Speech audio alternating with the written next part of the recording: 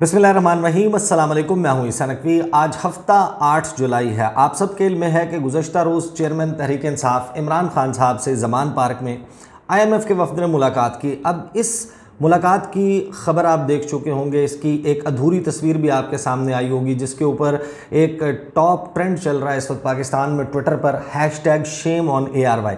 इसके हवाले से भी बात करेंगे, लेकिन बहुत सारे लोगों के जहन में ये सवाल मौजूद है कि आखिर IMF के वफ़द को चेयरमैन तहरीक इंसाफ इमरान खान से मुलाकात की ज़रूरत क्यों पेश आई। ये क्यों अहम था कि वो मुलाकात करते इमरान खान से। वो ना तो हुकूमत हैं, ना वो कौमी असम्बली में अपोजिशन में मौजूद हैं। उनके जमात के टिकट के ऊपर मुंतखब होने वाले लोग ज़रूर कौमी असम्बली में मौजूद हैं और नाम नहाद अपोजिशन भी हैं वो, लेकिन उनकी हमदर्दियाँ चेयरमैन तहरीक इंसाफ के साथ नहीं है। ये सबको इल्म है इस बात का कि राजा रियाज, नूर आलम खान और ये जो लोग हैं ये इमरान खान को रिप्रेजेंट नहीं करते।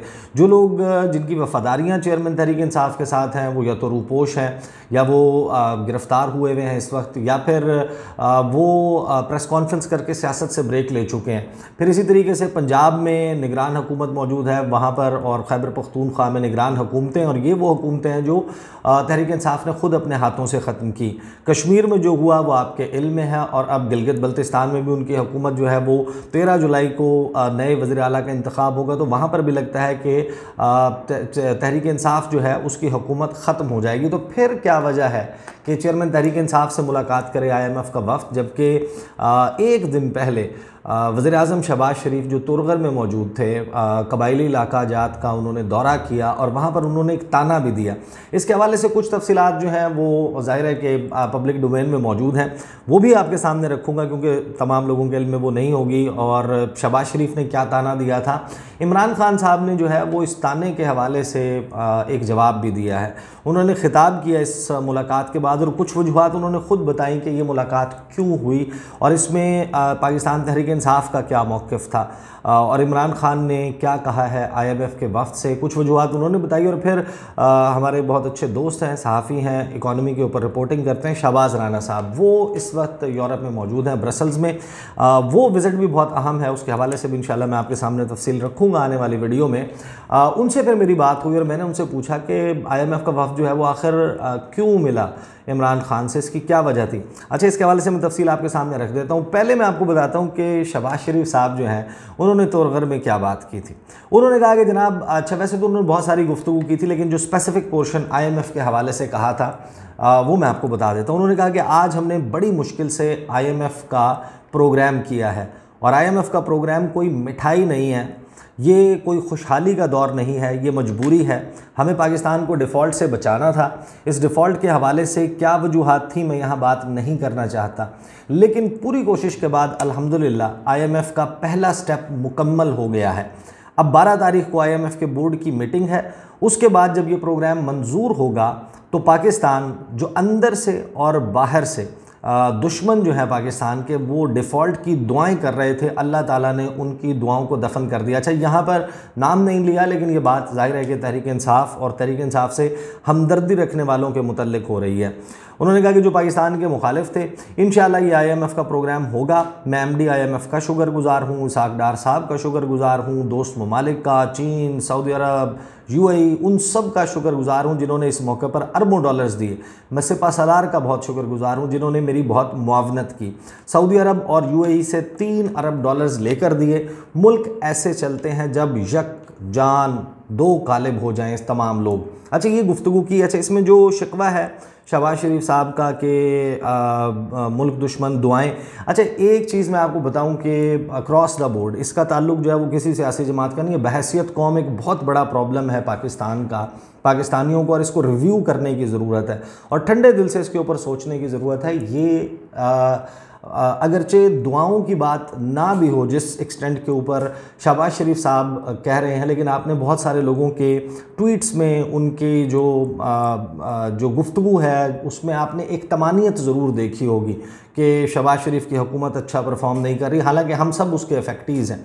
तो बहुत सारे लोग जो हैं वो आपने देखा होगा कि जब वो तबसरा करते हैं इनकी परफॉर्मेंस की ख़राबी के ऊपर, तो फिर एक जाने अनजाने में खुशी का इजहार ज़रूर नज़र आता है।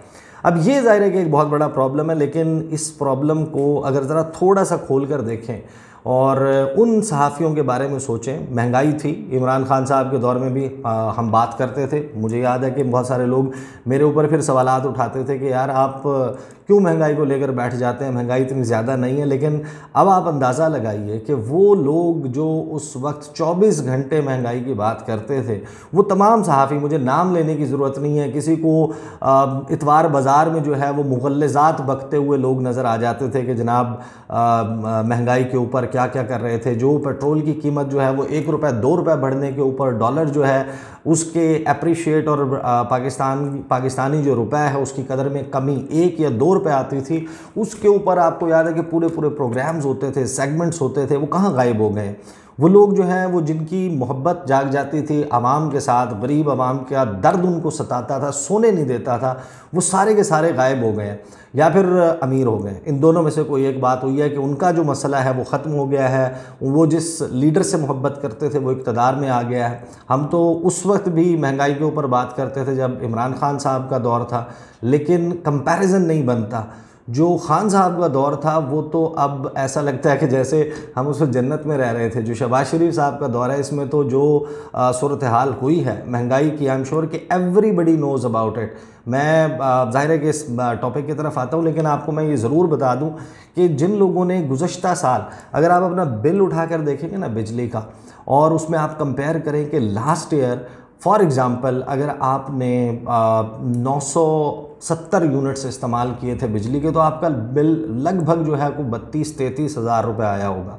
और इस साल जो लोग तकरीबन 720 से 725 के दरमियान यानी 250 यूनिट्स कम इस्तेमाल कर रहे हैं, वो जाकर अपना बिल देखें, उनका बिल 40 हज़ार होगा। यानी कि आप 250 यूनिट कम इस्तेमाल करके 8 हज़ार रुपये ज़्यादा दे रहे हैं।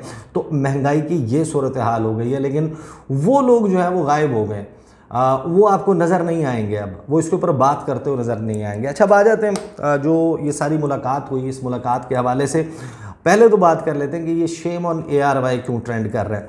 देखिए, सबको इल्म है इस बात का कि चेयरमैन तहरीक इंसाफ इमरान खान का नाम भी लेने के ऊपर पाबंदी है। आप चेयरमैन तहरीक इंसाफ कह सकते हैं, बानी तहरीक इंसाफ कह सकते हैं, आप कोई और रेफरेंस दे सकते हैं, लेकिन इमरान खान का नाम नहीं चलाना। ज़ाहिर है कि उनकी ख़बर भी नहीं चल सकती, उनकी गुफ्तगू भी नहीं चल सकती, उनके टिकर्स भी नहीं चल सकते, उनकी स्पीचेस के ऊपर पहले भी गैर एलानिया पाबंदी थी, उनकी तस्वीर भी नहीं चलाई जा सकती, और उनकी जमात का कोई शख्स जो है उसको भी बतौर गेस्ट नहीं लिया जाता। तो ARY ने ये किया कि वो जो तस्वीर थी, अब IMF के वक्त ने जब मुलाकात की, जो IMF के नुमाइंदा हैं वो बैठी हैं, सामने शाह महमूद कुरैशी बैठे हैं, और दरमियान में जो तस्वीर जारी की गई उसमें दरमियान में टेबल के दूसरी तरफ इमरान खान साहब बैठे हैं, इर्द गिर्द झंडे मौजूद हैं। अब वो तस्वीर ऐसी है कि टेक्निकली आप अगर चाहें कि आपने उसमें से इमरान खान साहब को माइनस करना है, तो फिर आप उस तस्वीर में से उसको क्रॉप आउट करके उन दोनों को जोड़ दें। यानी कि अब उस तस्वीर का हुलिया ये हो जाएगा कि एक तरफ शाह महमूद कुरैशी होंगे और दूसरी तरफ एस्थर पेरेस वो मौजूद होंगी। लेकिन वो उन्होंने चलाई और उसमें ब्लर कर दिया, खान साहब के जूते नज़र आ रहे हैं। अब जाहिर है कि ARY वो चैनल है जो चेयरमैन तहरीक इंसाफ इमरान खान और PTI का बहुत बड़ा सपोर्टर हुआ करता था। जब उसकी स्क्रीन के ऊपर ये चला तो फिर बहुत सारे लोग जो हैं उन्होंने सलमान इकबाल समेत जो ARY की इंतज़ामिया है उनके हवाले से जो ट्वीट्स किए हैं, हम श्योर कि आप लोगों ने देखे होंगे। लेकिन उसकी बुनियादी तौर पर जो शेम ऑन ARY है और ये अधूरी तस्वीर है, इसकी कहानी ये थी। अब आ जाते हैं कि इमरान खान साहब से जो मुलाकात हुई, उस मुलाकात के बाद खान साहब ने जो है वो ख़िताब किया, और उस खिताब में कुछ लगभग 17 मिनट 24 सेकंड का खिताब था। उसमें कुछ मेन बातें मैं आपको बताता हूँ कि जिसमें उन्होंने बताया कि इसकी क्या वजह थी इस मुलाकात की, और फिर शहबाज राना साहब से जो मेरी बात हुई वो भी मैं आपको बता देता हूँ। खान साहब ने कहा कि आज मैंने और मेरी टीम ने IMF के वक्त से मुलाकात की, और मीटिंग का मकसद सबको अंदाज़ा होगा कि IMF 9 माह के लिए एक प्रोग्राम ला रहा है जिसको स्टैंड बाय अरेंजमेंट कहते हैं। क्योंकि अगर ये कर्ज़ा नहीं मिलता तो पाकिस्तान वो कहना चाहते थे कि डिफ़ॉल्ट हो जाएगा। फिर वो माजी का रेफरेंस देते हैं, वो कहते हैं कि जो मैंने 13 माह पहले कहा, तो उन्होंने कहा कि इमरान खान पर गद्दारी का केस करना चाहिए। सब ने कहा कि इमरान खान मुल्क के अंदर वो फ़िज़ा बना रहा है जिससे मुल्क की मईशत को नुकसान होगा। मैं कह रहा था कि जिस तरह ये हुकूमत जा रही है, पाकिस्तान को डिफ़ॉल्ट का ख़दशा है। डिफ़ॉल्ट का मतलब है कि इस वक्त जितनी महंगाई है इससे दुगनी हो जाएगी। यानी आज जो महंगाई है अगर पाकिस्तान खुदा न खास्ता डिफ़ॉल्ट कर जाता है तो महंगाई की सूरत हाल जो है आप अंदाज़ा लगाइए कि वो डबल हो जाएगी, हाइपर इन्फ्लेशन हो जाएगी। डबल रोटी अगर आपने ख़रीदने जाना है तो आपको नोटों की गड्डियाँ लेकर जानी पड़ेंगी। जहाँ पर ये सूरत हाल हुई है सबके इल्म में है, ईरान में जब आप ख़रीदारी करने जाते हैं, एक दौर था अफ़गानिस्तान में, तो वहाँ पर क्या सूरत हाल थी लोगों को इसके हवाले से इल्म है। तो IMF के हवाले से इमरान खान साहब ने कहा कि हमने उनको कहा है कि ठीक है, हम इस अरेंजमेंट को उस वक्त तक एंडोर्स करते हैं, यानी उस वक्त तक इसकी हिमायत करते हैं जब तक इलेक्शन होकर नई हुकूमत नहीं आ जाती। जब नई हुकूमत आएगी तो वो अपने प्रोग्राम के तहत IMF से बातचीत करेगी। और फिर खान साहब ने जो है वो जो ताना दिया था शहबाज शरीफ ने दुआओं को, और इसका उनके रेफरेंस में उन्होंने भी नाम लिए बगैर उन्होंने जो गुफ्तगू की खान साहब की, इसके हवाले से बहुत सारे लोग गवाही दे सकते हैं। उनके इल्म में है कि बाकायदा ये सारी सूरत हाल ऐसे ही है, हमारे सियासी जमातें ऐसे ही बिहेव करती हैं। जब खान साहब का दौरे हुकूमत था सबको याद होगा कि उस वक्त लॉन्ग मार्च होते थे, उस वक्त ये महंगाई के हवाले से और गुर्बत के हवाले से लॉन्ग मार्चेस करते थे, नारे लगाते थे, प्रेस कॉन्फ्रेंसेस। अब इनकी गुफ्तगू में वो बात कहीं नज़र नहीं आएगी आपको। ये सारे वो लोग हैं जिन्होंने कोरोना के वक्त, आपको याद होगा कि जब स्मार्ट लॉकडाउन की पॉलिसी आई थी तो वो एक हाथ जोड़कर जो वज़ीर आला सिंध हैं मुराद अली शाह, उनकी आपको प्रेस कॉन्फ्रेंसेस याद होंगी कि सब कुछ बंद कर दो। और उस जो स्मार्ट लॉकडाउन की पॉलिसी है उसका पाकिस्तान को कितना फ़ायदा हुआ सबके इल्म में है कि जब चाइना, इंडिया और बांग्लादेश की इंडस्ट्री बंद थी और हमारी इंडस्ट्री चल रही थी तो टेक्सटाइल के कितने बड़े बड़े ऑर्डर्स आए पाकिस्तान को, अरबों डॉलर्स का उसकी वजह से फ़ायदा हुआ। लेकिन उस वक्त जनाब वफाक की और सूबा सिंध की जो है वो आपस में लगी हुई थी, वो नहीं चाहते थे कि उस पॉलिसी को फॉलो करें और बॉर्डर भी बंद कर दिया था पंजाब और सिंध का, आपको याद होगा, जिसकी वजह से KP में और दूसरी जगहों पर आटे का एक बहरान भी पैदा हो गया था। बहरहाल खान साहब जो है वो उन्होंने कहा, अच्छा इसके अलावा भी बहुत सारे इंसिडेंट्स हैं जिनको कोट किया जा सकता है, but I just quickly go through कि खान साहब ने कहा कि हम इसकी अरेंजमेंट को इंडोर्स करते हैं जब तक नई हुकूमत नहीं आ जाती, और जब नई हुकूमत आएगी वो अपने प्रोग्राम के तहत IMF से बातचीत करेगी। और जब यही मुश्किल पड़ी थी पाकिस्तान को FATF पर बहुत सारे लोगों को याद होगा कि क्या सूरत हाल हुई थी। पाकिस्तान ने लेजिस्लेशन करनी थी एंटी मनी लॉन्ड्रिंग और टेररिस्ट फाइनेंसिंग के हवाले से, AML और CFT रिजीम्स जो हैं उसके हवाले से कानून साजी करनी थी। आपने ऐसे कवानीन बनाने थे कि दहशतगर्दों की माली मुआवनत और मनी लॉन्ड्रिंग, इन दोनों चीज़ों को रोका जा सके। उस वक्त इस अपोजिशन ने, जो उस वक्त की अपोजिशन थी जो अब हुकूमत में मौजूद है, इन सब ने क्या किया? खान साहब ये कहते हैं कि हमें खदशा था कि हमें FATF की ब्लैक लिस्ट में डालने लगे हैं, हमें पार्लियामेंट में कानून पास करना था। जब अपोजिशन को कहा तो उन्होंने ताउन नहीं किया।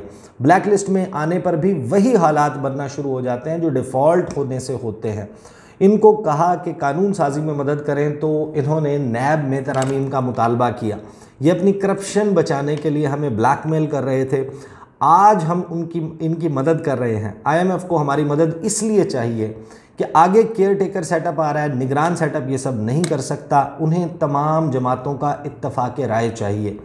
हम मदद सिर्फ पाकिस्तान के लिए कर रहे हैं, जबकि हमारे 10,000 कारकुन गिरफ्तार हैं, हमारी मौशी टीम रूपोश है, उनको जूम पर इकट्ठा किया, मेरे ऊपर 180 केसेस हैं। अच्छा, फिर और गुफ्तगू की। फिर खान साहब ने कहा कि IMF के हेड जो कि अमेरिका से बात कर रहे थे, नथन पोर्टर, मैंने कहा कि जब तक मुल्क में सियासी इस्तेहकाम नहीं आता, ये मुल्क जिस तरह चल रहा है, 3 अरब डॉलर्स आ जाएं, 5-6 और आ जाएं, ये कैंसर का इलाज डिस्प्रिन से किया जा रहा है और ये नहीं हो सकता। मीडिया इस वक्त कंट्रोल्ड है, हमें दिवालिया हुकूमत मिली, इकनॉमिक सर्वे उठाकर देख लें हमने कहाँ छोड़ा था मुल्क को। 3 अरब डॉलर्स की हुकूमत जब मिली थी उस वक्त क्या सूरत हाल थी और जब हमने छोड़ी क्या सूरत हाल थी और अब क्या सूरत हाल है। 3 अरब डॉलर्स मिल रहा है जबकि 7 अरब डॉलर्स एक्सपोर्ट और रेमिटेंसेस की मद में गुज़श्ता 1 साल में कम हुआ है। फिर खान साहब ने कहा कि IMF से कहा है कि जब तक साफ़ और शफाफ इलेक्शन नहीं होगा, सियासी इस्तेहकाम नहीं आएगा और मईशत ठीक नहीं होगी। लेकिन हुकूमत दूसरी तरफ जा रही है। 5 साल के लिए हुकूमत आए जो कि मुश्किल फ़ैसले करे, सर्जरी करे, ये सिर्फ वो हुकूमत कर सकती है जिसके पास आवाम का मैंडेट हो। आइन के मुताबिक इलेक्शन करवाएं। और फिर खान साहब ने कहा कि मुझे जो अफसोस है और खौफ आ रहा है कि अभी तक जो इक़्तिदार में बैठे हैं उनका कोई और प्लान बना हुआ है और वो प्लान पाकिस्तान को तबाही की तरफ लेकर जा रहा है। फिर आखिर में खान साहब ने कहा कि हमने IMF से कहा है कि हमारा कमज़ोर तबका शदीद मुश्किलात में है, जो प्रोग्राम दें उसमें उनका ख़ास ख्याल रखा जाए, सेहत कार्ड को कई जगह से ख़त्म किया जा रहा है। और फिर खान साहब ने कहा कि हमने ये बात की है, अब ये होता है या नहीं ये मैं नहीं जानता। अब इस सारे मामले पर कि IMF ने मुलाकात की और अब 12 को इंशाल्लाह जो है वो पाकिस्तान का ये प्रोग्राम हो जाएगा और डिफ़ॉल्ट का जो इमिनेंट ख़तरा है इससे बचने के लिए तमाम के तमाम जो फ़रीक़ैन हैं यहाँ पर उन सबको कोशिश करनी चाहिए।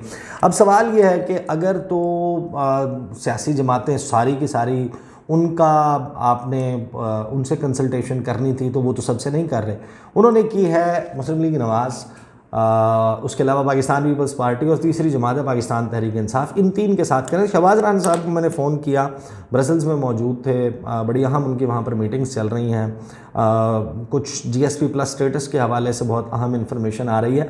तो उनसे मैंने पूछा कि आखिर क्या वजह है कि एक ऐसी जमात जो कि इक़्तिदार में मौजूद नहीं है, हुकूमत भी नहीं है, अपोजिशन भी प्रैक्टिकली नहीं है, फिर क्या वजह हो सकती है। तो उन्होंने कहा कि देखें जाहिर है कि ये कुछ चीज़ें जो है वो आप इसको कंसल्टेशन भी कह सकते हैं, लेकिन जो पोटेंट पॉलिटिकल पार्टीज़ हैं, जो सबसे बड़ी सियासी जमातें हैं, उनसे एतमाद जो है, उनका एतमाद इसके ऊपर होना और उनका एक नॉड, उनका एक येस जो है वो होना इसके लिए बहुत ज़रूरी है और उसकी वजह से ये मुलाकात की जा रही है। अब ये सिंपल कॉमन सेंस की बात, यानी कि ये तीन सियासी जमातें हैं जो पाकिस्तान में ज़ोर आवर आप जिनको समझ सकते हैं, और जो सूरत हाल चल रही है IMF के साथ जो कमिटमेंट होगी इस $3 अरब के लिए, ऑलरेडी जिस किस्म का बजट में चेंजेस कर दी गई हैं उस पे आवाम की एक रिजेंटमेंट मौजूद है। अब मुस्तकबिल में ये वो जमातें हैं जिनसे मुलाकात की है, जिसके हवाले से IMF की असेसमेंट है कि इनमें से कोई भी जमात मुस्तकबिल में नेक्स्ट जो गवर्नमेंट है वो बना सकती है किसी भी सूरत में, या कम से कम मेजर अपोजिशन पार्टी ज़रूर होगी। और अवामी दबाव जो है वो बहुत अहम होता है हुकूमतों को अपने फ़ैसलों पर कायम रहने के लिए। अब ये जो सख्त फ़ैसले करने हैं इसके लिए अगर अपोजिशन इस किस्म की कॉल दे देती है एहतजाज की और आवाम सड़कों पर निकल आती है, एक बहुत बड़ा दबाव बन जाता है, तो हुकूमत के लिए उस फैसले के ऊपर कायम रहना मुश्किल हो जाता है। तो इसलिए इन तमाम जमातों का, जो बड़ी सियासी जमातें हैं जिनकी कॉल के ऊपर शायद लोग बाहर निकल सकते हैं या जिन्होंने इम्प्लीमेंट करना है, तो उन सब को एतमाद में लेके ये सब कुछ किया जा रहा है। और ये सब आप अंदाज़ा लगाइए कि सिर्फ 1 साल और 3-4 माह में हम वहाँ पर पहुँच चुके हैं जहाँ पर कर्ज़ा मिलने के ऊपर पाकिस्तान में खुशी के शादियाने बजाए जा रहे हैं। हम खुद, यानी कि इसके बावजूद कि हमें पता है कि ये कर्ज़ा इस वजह से लिया जा रहा है क्योंकि आपने कर्ज़ उतारना है, यानी कर्ज़ा भी इसलिए कि कर्ज़ उतारने के लिए आप कर्ज़ा ले रहे हैं, लेकिन हम भी इसके हवाले से शुक्र अदा करते हैं कि जनाब ये पैसे आ गए हैं, वरना पाकिस्तान का क्या होता। और आज से 1 साल पहले इस किस्म की कोई सूरत हाल नहीं थी। ये बहस बड़ी तवील है और इस बहस के हवाले से मैं अपनी मुताद्दिद वीडियोज़ में गुफ्तगू कर चुका हूँ, बहुत सारे मुआशी माहिरीन के साथ भी इकट्ठे व्लॉग कर चुका हूँ जो ये बताते हैं कि इसमें ज़ाहिर है कि कुछ ना कुछ कसूर होगा पाकिस्तान तहरीक इंसाफ का, है भी सही, लेकिन जो हुकूमत है वो जिस तरीके से एक्ट करती है ना कि हमारा इसमें कोई कसूर नहीं है और सारा का सारा मलबा डालती है, इससे बड़ा झूठ कोई नहीं है। इन्होंने जो मुआशी कत्लेआम किया है गुज़श्ता 1.25 साल से 1.5 साल में, जिस वक्त ये जो प्रेशर है ये ख़त्म होगा, सूरत हाल इस काबिल होगी कि लोग खुलकर अपनी राय का इजहार कर सकेंगे, दूसरी तरफ का भी मौक़िफ़ आएगा, मीडिया भी इस तरीके से जो है वो वन साइडेड वर्शन नहीं दे रहा होगा, तो आपको अंदाज़ा होगा कि इनका खुद का कितना बड़ा कसूर है। जब ये आए थे और इनको ये वजह नहीं समझ आ रही थी लोगों को बताने की कि हम आए क्यों हैं, उस वक्त हुकूमत ने सुबह दोपहर शाम सबसे पहले प्रेस कॉन्फ्रेंसेस करनी शुरू की थी, ये बताना शुरू किया था कि जनाब हम इसलिए आए हैं क्योंकि मुल्क डिफ़ॉल्ट होने वाला है। जब हुकूमतें ये कहती हैं कि मुल्क डिफ़ॉल्ट होने वाला है तो फिर लोग डॉलर में इन्वेस्ट करते हैं, डॉलर ख़रीदते हैं, कारोबारी अफराद पैसा मार्केट में फेंकना छोड़ देते हैं। सबके इल्म में है कि how the market sentiment works, और गवर्नमेंट की, अपोजिशन की 100 स्टेटमेंट्स आ जाएं उससे फ़र्क नहीं पड़ता। गवर्नमेंट की खुद की एक स्टेटमेंट, वज़ीर ख़जाना की स्टेटमेंट, वज़ीर इत्तलात की स्टेटमेंट के मुल्क डिफ़ॉल्ट करने वाला है, उसका कितना बुरा इम्पैक्ट आता है एवरीबडी नोज़ अबाउट इट। बहरहाल दीज आर द डिटेल्स। इंशाल्लाह अगली वीडियो में मुलाकात होगी। मुझे इजाज़त दीजिए। अल्लाह हाफ़िज़।